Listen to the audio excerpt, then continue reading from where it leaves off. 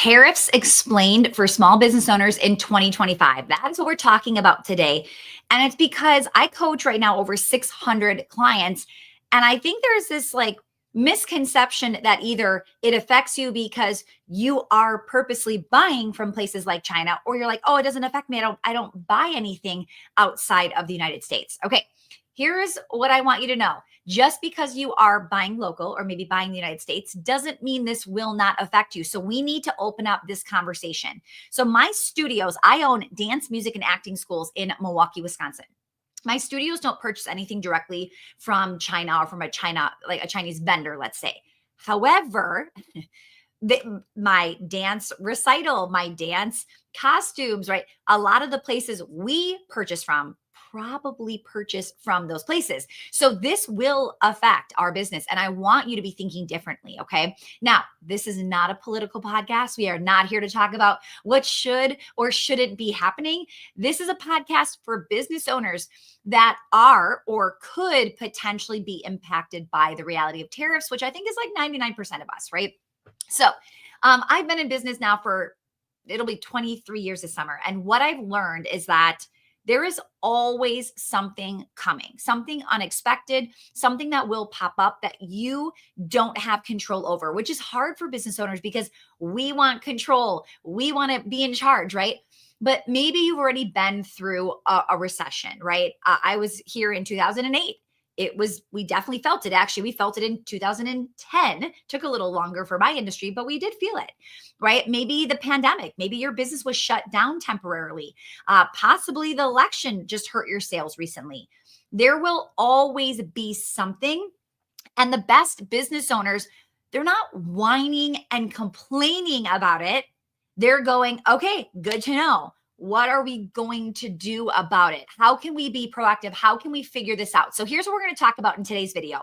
We're going to talk about which specific tariff changes have actually been announced in 2025 and what we know to be true, right? We don't know what's coming, but we know what to be true right now. We're going to talk about which industries, businesses are probably most affected by it. I think you're going to be surprised by what I'm going to say here. And then some practical steps to get you to figure this out. And how do we still increase your profit margins and make sure it doesn't tank? Okay.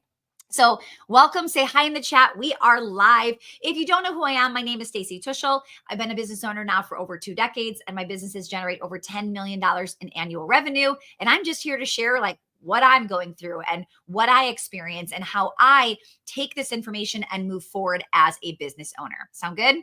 Now, tariffs are not just a business problem, okay? It is a domino effect that will trickle down the supply chain, right? And you don't know when you're going to feel it, but I want to start to show you where you're going to feel it. So number one, you want to start to understand the ripple effect. So like I said, even if you don't order from overseas, so many of my clients are like, oh yeah, this doesn't affect me, so I don't really care. Hold up. You may not order from places, but you might be ordering from Amazon, who gets it from China, right? So in my studio, the dance shoes, our dance costumes, the flooring, right? Even if I'm ordering from local nationwide vendors, they're probably getting it from someplace else. So cleaning supplies, our sound equipment, office materials, if your supplier has to pay more, they will pass those costs on to you at some point, right? Some people may not do it immediately because they think, oh, I can't, right? They'll have that. Some of us are saying, oh, I could never raise prices. Well, some people won't raise it immediately, but eventually they will be forced to, or they'll be forced out of business, right?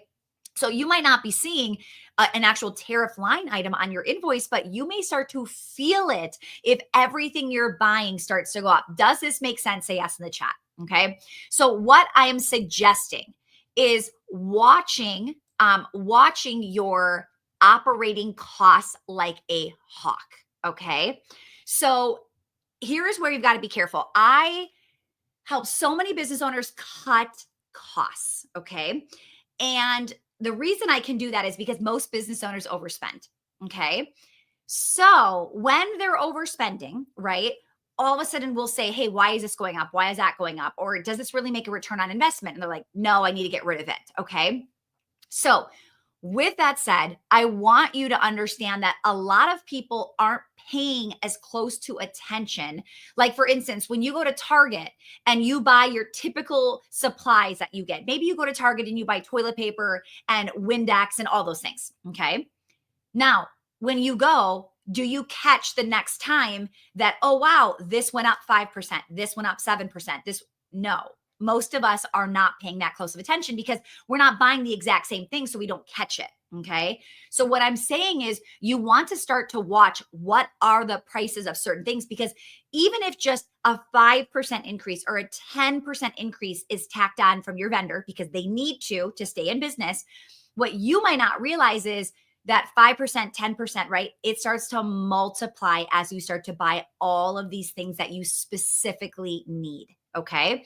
So you've got to be paying attention, because you might keep bringing in the same amount of money. Your business might be pretty stable and it really just grows like a few percentages a year.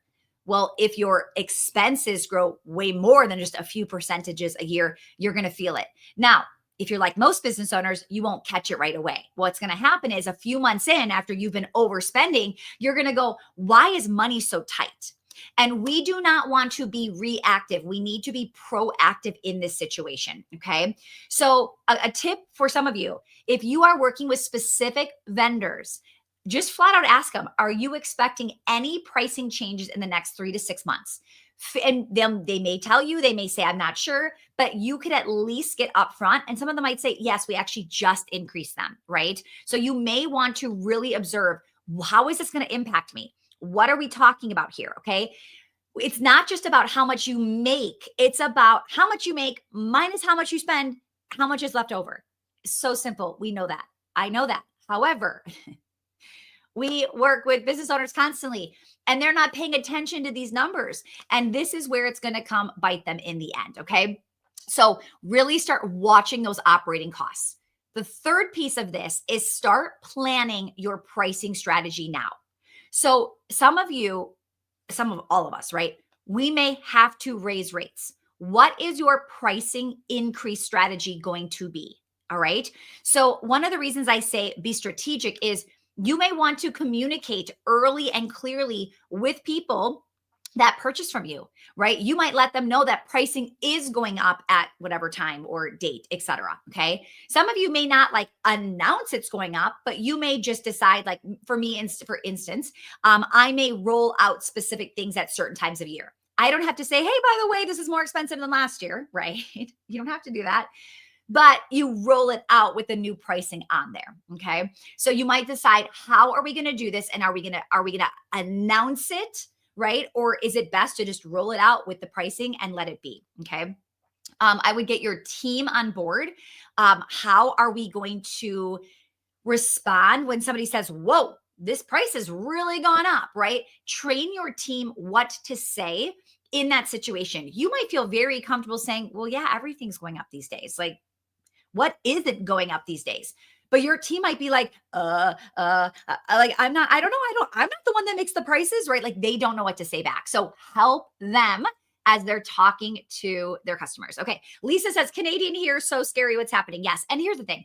It's always scary when it's an unknown, right? It's always scary when you have to change and pivot and you don't get to do what you used to do.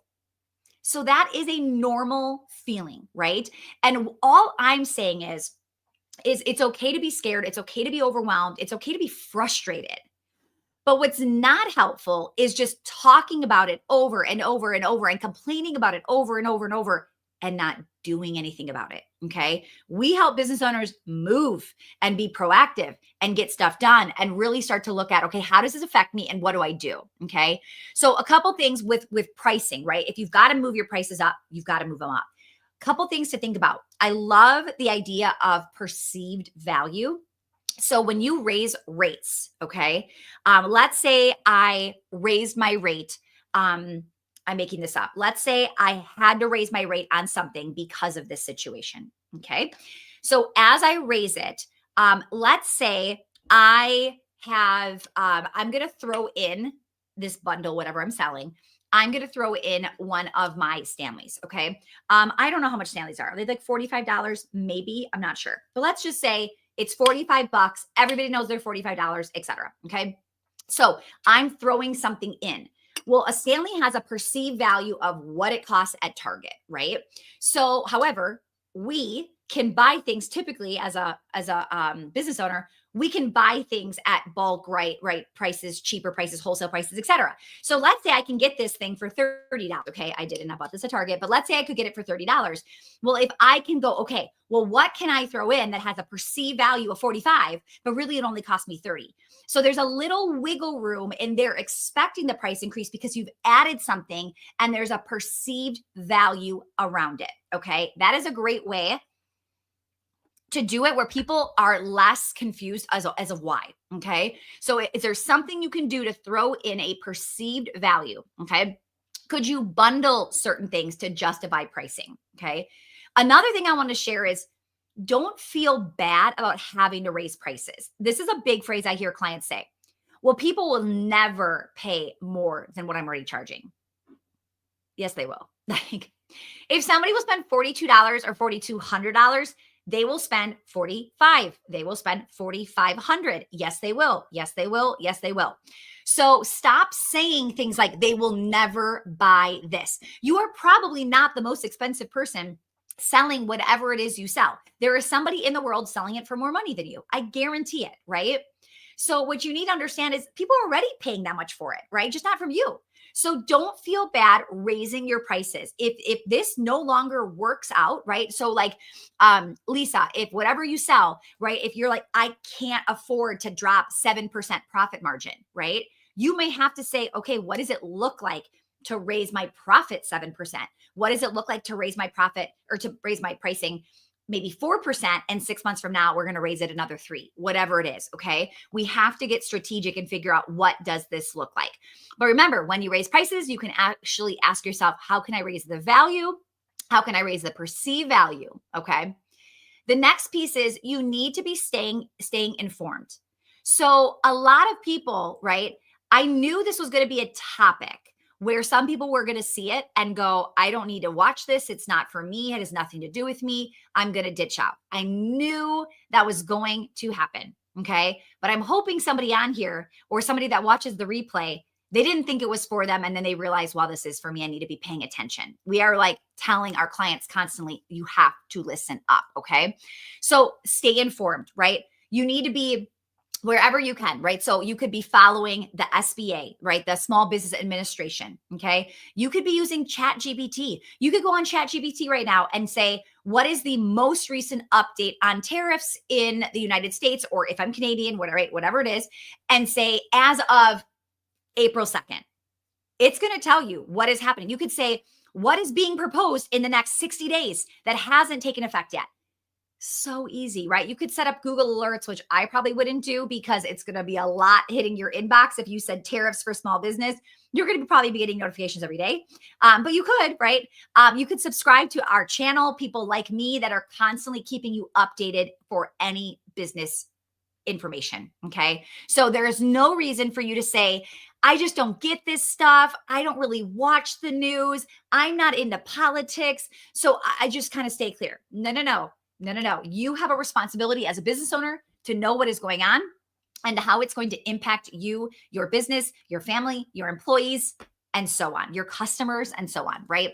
So really make sure you're thinking about that. Now, I want to switch gears here. And if you have any questions before I wrap up, if you have any questions, post in the chat your questions. I'm happily will answer, okay? But this is where I really want to pivot. I want this point to be a big point, okay? So point number 5 is focus on what you can control, right? It is what it is. It is happening. It is, some of it's done, right? Some of it's still coming, okay? So what I want you to do is ask yourself, what can I actually control to get through this situation?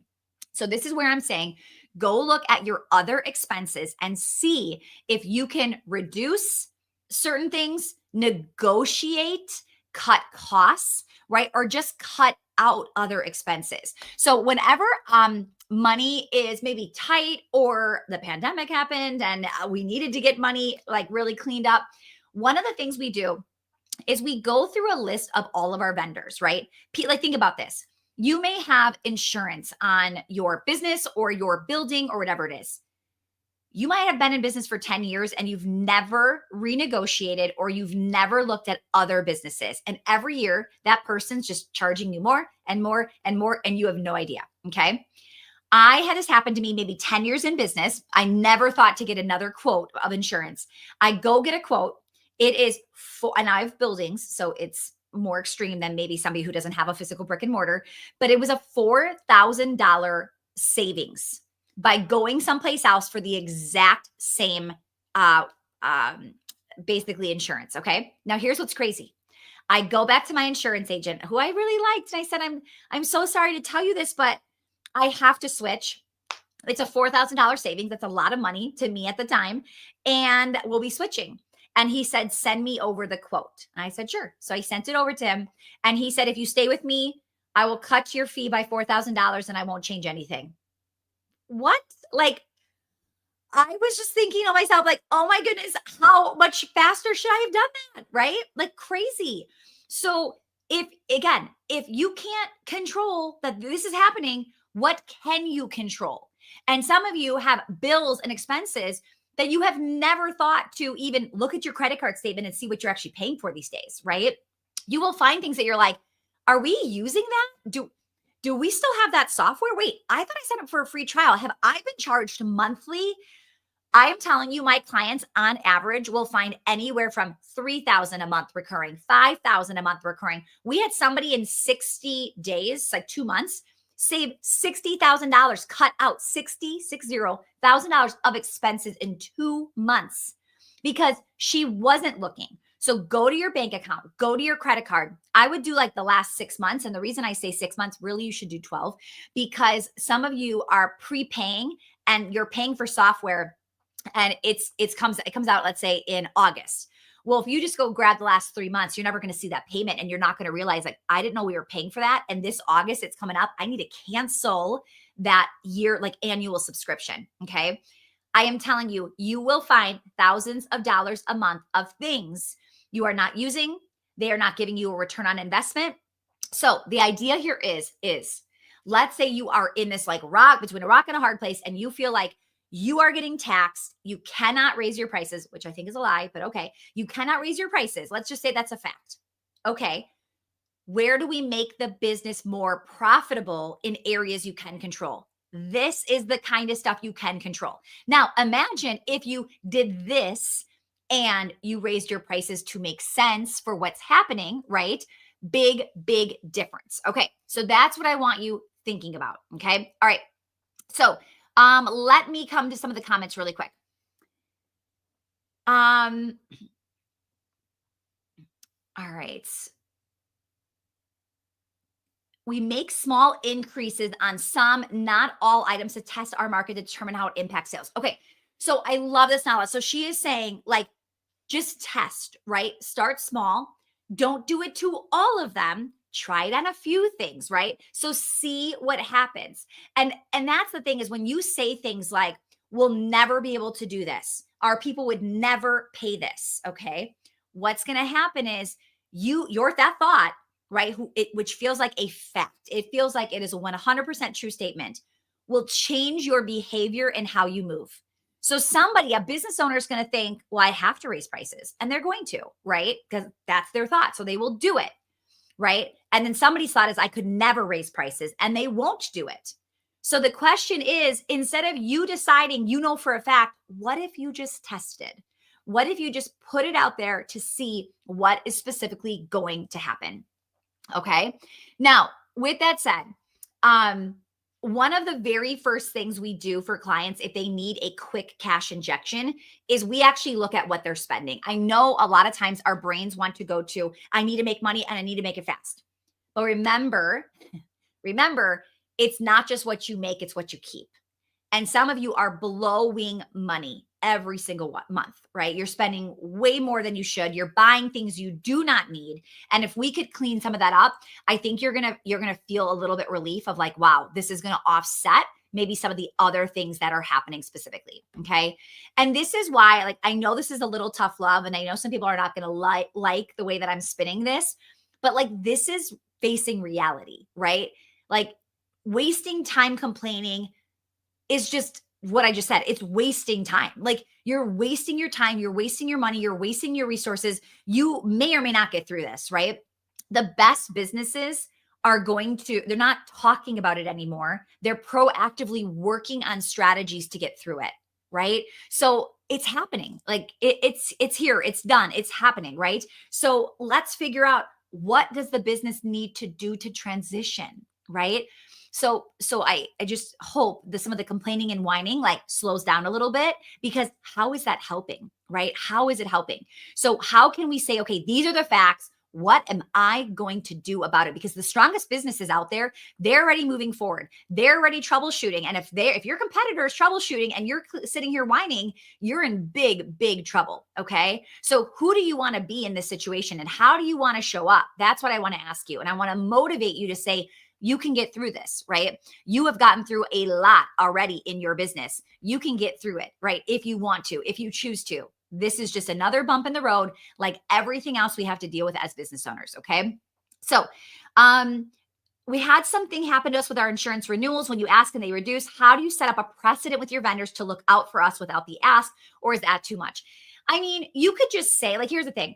No one is going to proactively think like, how can I save you money, right? They're just not going to do that. So I would put it on your list to always check in. Or you guys, this is the big one, is sometimes when we get the bill, let's just stick with the insurance thing. You get it maybe once a year, and it's $4,562. Are you like, wow, that went up? No, you don't know. Some of you are like, oh shoot, I got to pay that bill again, right? But you don't even realize like last year it was only 3,000, right? So, and trust me, it doesn't ever go down. It's never cheaper, but like it's such a weird number you don't notice. So it's very different. Like if you were paying $97 a month for a software, and then one day you get the bill and it's 142, and you're like, oh, that went up, like, right?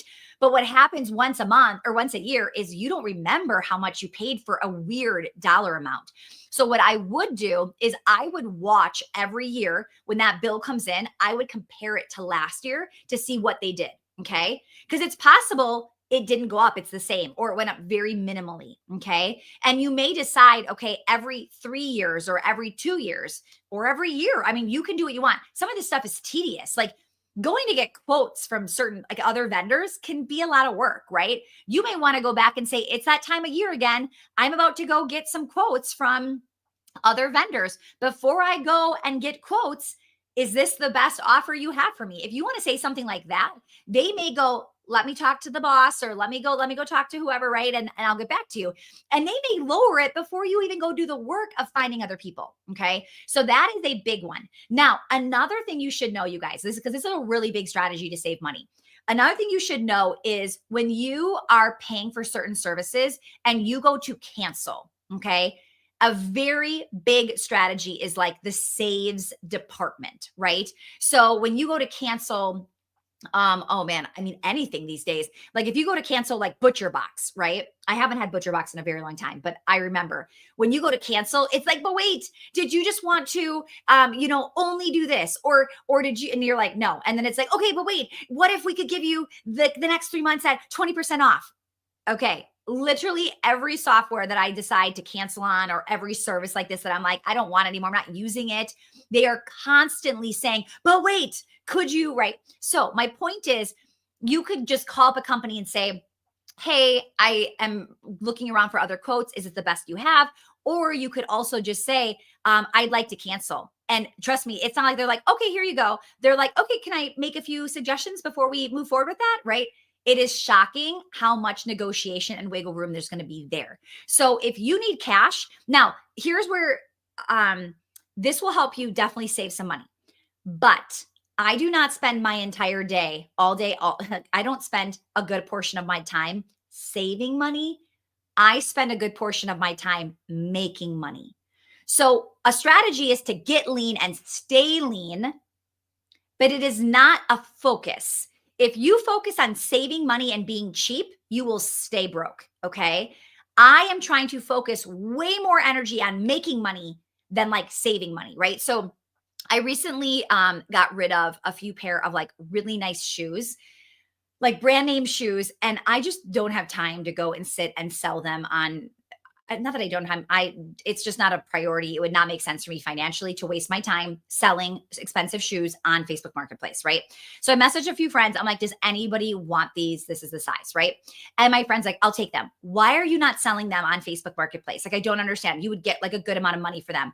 And I said, because I can make more money by going in my office and I don't have to meet some random stranger in the grocery store parking lot. Like literally it is more cost effective for me to gift you for free a few $100 pair of shoes than it is for me to go meet somebody in the face in like the grocery store parking lot. Like get in your office and put your head down and make money, right? So this is a strategy that should be a quick, like you do it in a day, or you maybe sometimes like you start it and it takes a few days for follow up.